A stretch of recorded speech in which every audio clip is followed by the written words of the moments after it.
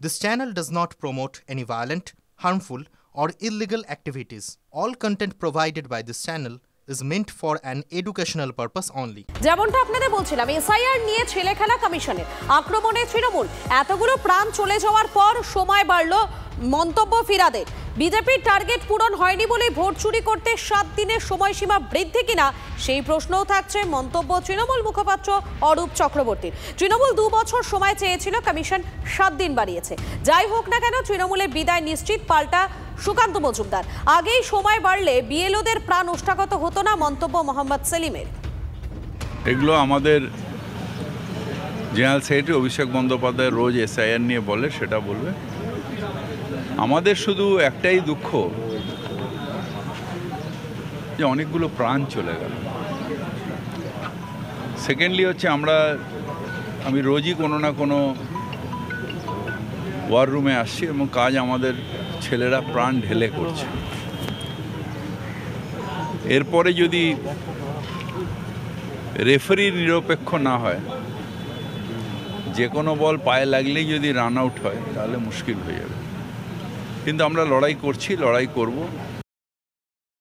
মমতা বন্দ্যোপাধ্যায় বলেছিলেন যে 2 বছর টাইম লাগে এসআইআর করতে, তো 2 বছর টাইম দেওয়া উচিত। আমরাও তো চাইছিলাম মমতা বন্দ্যোপাধ্যায়ের কথা মেনে 2 বছর করে দেওয়া হোক এবং রাষ্ট্রপতি শাসন জারি করে যতদিন পর্যন্ত মমতা বন্দ্যোপাধ্যায়ের টেনিওর আছে ততদিন পর্যন্ত উনি মুখ্যমন্ত্রী থাকতেন, আর ওনার টেনিওর শেষ হয়ে যাওয়ার পর রাষ্ট্রপতি শাসন জারি করে এসআইআর ভোট যা করানো হতো। আমরাও তো সেই দাবি করছিলাম, আমাদের তো কোনো অসুবিধা ছিল না। তবে উনি 2 বছর চেয়েছিলেন, 1 সপ্তাহ বেড়েছে। এটাকে কতটা ওনারা মানবেন সেটা ওনাদের ব্যাপার, আমাদের অসুবিধা নেই। এভাবে আরও বাড়তে পারে সময়, ইসি ঠিক করবে, অসুবিধা নেই। পিসি ঠিক করবে না, পিসির বিদায় হবে। আগেই তাহলে ঠিক করার কথা ছিল, ফর্ম ছাপা না ছাপে শুরু করে দিল। আবার তাদের কীভাবে ফর্ম ফিল আপ করবে সেই ট্রেনিং দেওয়া হলো না। মোদি মমতার এত মুখ লাগায়, কিন্তু চারিদিকে তো কেন্দ্র সরকার, রাজ্য সরকার ইসিআই বিজ্ঞাপন দিয়ে বলতে পারতো যে কী করতে হবে, কী করতে হবে না। আগে কেন করতে পারলো না? আবার বিএলওদের হচ্ছে ওষ্ঠাগত প্রাণ, কারণ প্রতিদিন নিয়ম পাল্টাচ্ছে। এগুলো হচ্ছে ভাবিয়া করিও কাজ, করিয়া ভাবিও না।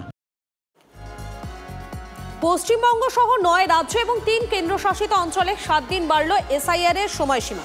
কিন্তু কেন পিছলো সময়সীমা? কমিশন সূত্রের খবর, উত্তরপ্রদেশ সহ কয়েকটি রাজ্য ডিজিটাইজেশনে পিছিয়ে। কেরল এবং তামিলনাড়ু পিছিয়ে আছে ডিজিটাইজেশনে। পাশাপাশি কেরলে বন্যা পরিস্থিতি রয়েছে। শীর্ষ আদালত এছাড়া বাকিরা আবেদন করে। ওই আবেদনের প্রেক্ষিতেই সিদ্ধান্ত কমিশনের। পশ্চিমবঙ্গ সহ 9 রাজ্য এবং 3 কেন্দ্রশাসিত অঞ্চলে 7 দিন বাড়ল এসআইআর এর সময়সীমা। কিন্তু কেন পিছলো সময়সীমা? কমিশন সূত্রের খবর, উত্তরপ্রদেশ সহ কয়েকটি রাজ্য ডিজিটাইজেশনে পিছিয়ে। কেরল এবং তামিলনাড়ু পিছিয়ে আছে ডিজিটাইজেশনে। পাশাপাশি কেরলে বন্যা পরিস্থিতি।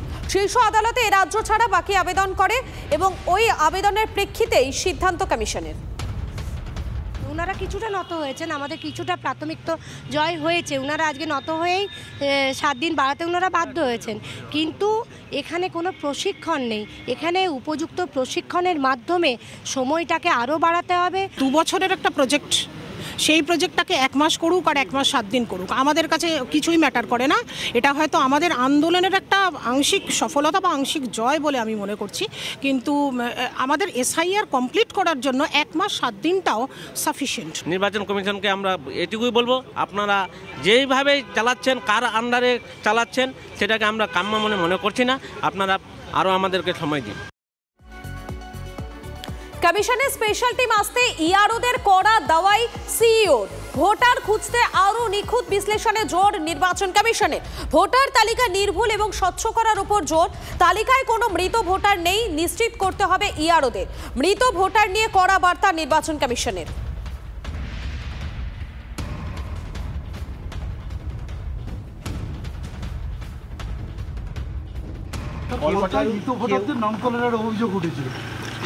দেখুন, অভিযোগ তো অনেক হতে পারে, সেগুলো পরীক্ষা করে দেখতে হবে কি আছে।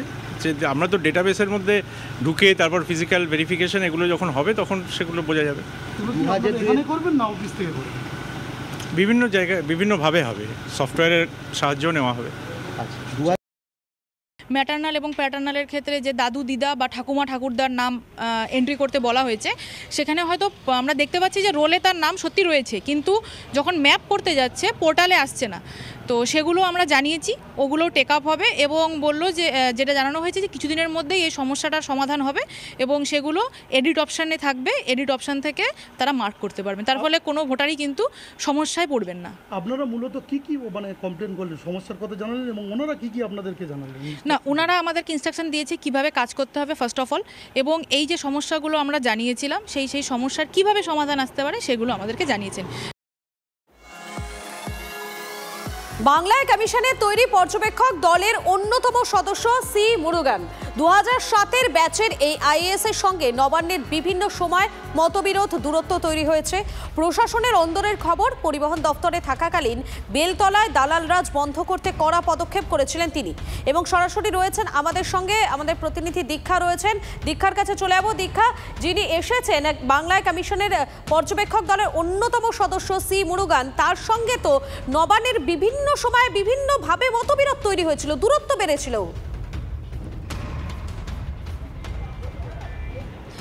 দেখো, সি মুরুগান এমন একজন অফিসার যিনি বেসিক্যালি যখন তার কেরিয়ার শুরু করেছিলেন তখন তামিলনাড়ুর পুলিশ অফিসার হিসেবে, কিন্তু পরবর্তী ক্ষেত্রে তিনি আবার ইউপিএসসিতে বসেন এবং সেখানে উত্তীর্ণ হয়ে বাংলা ক্যাডারে 2007 সালে ওয়েস্ট বেঙ্গল ক্যাডারে হিসেবে তিনি যোগদান করেন এবং সেই মুরুগানকেই এবারে এখানকার যে স্পেশাল অবজারভার বলা হচ্ছে, যার অন্যতম সদস্য সেই মুরুগানের সাথে বর্তমান শাসক দল, বিশেষ করে মুখ্যমন্ত্রী মমতা বন্দ্যোপাধ্যায়ের একটা দূরত্ব আজ থেকে না দীর্ঘদিন ধরে তৈরি হয়ে রয়েছে। তার বিশেষ কয়েকটি কারণ হচ্ছে, মুরুগানকে প্রথমে যখন তিনি এসেছিলেন তখন দক্ষিণ দিনাজপুরে তিনি অ্যাডিশনাল ডিস্ট্রিক্ট ম্যাজিস্ট্রেট হয়ে এসেছিলেন, লেভেল যেটাকে বলা হয় একেবারে জুনিয়র লেভেল হিসেবে। তারপরে প্রত্যেক ক্ষেত্রে পদোন্নতি হতে হতে তখন যখন যান তিনি একসময় তাকে ট্রান্সপোর্ট ডিপার্টমেন্টে পাঠানো হয়ে থাকে। বেলতলায় আমরা জানি ট্রান্সপোর্ট ডিপার্টমেন্টের বেলতলার যে অফিস আছে সেখানে দালাল রাজের একটা বিশাল অংশ কাজ করে থাকে, এই সমস্ত নাম্বার দেওয়া থেকে শুরু করে সব কিছু ক্ষেত্রে। মুরুগান যখন সেখানে দায়িত্ব নিয়েছিলেন সেটা তিনি একদম প্রায় বন্ধ করে দিয়েছিলেন, যার ফলে শাসক দল বা মুখ্যমন্ত্রীর তোপের মুখে পড়েন বা ক্ষোভের মুখে পড়েন, সেখান থেকে ট্রান্সফার করা হয় তাকে অন্যত্র। এমনকি জিটিএস সেক্রেটারি যিনি যখন ছিলেন, যখন জিটিতে গন্ডগোল হয়েছিল তখন কিন্তু তিনি ভালো কাজ করেছিলেন, যার জন্য প্রশংসিত হয়েছিলেন।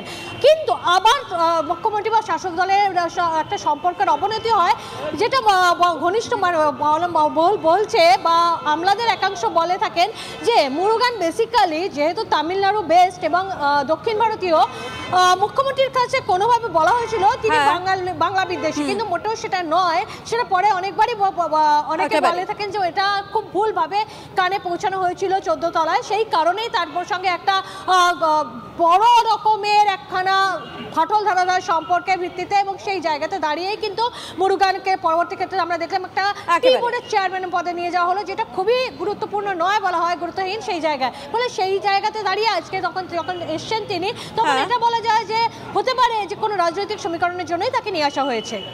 ধন্যবাদ তোমাকে।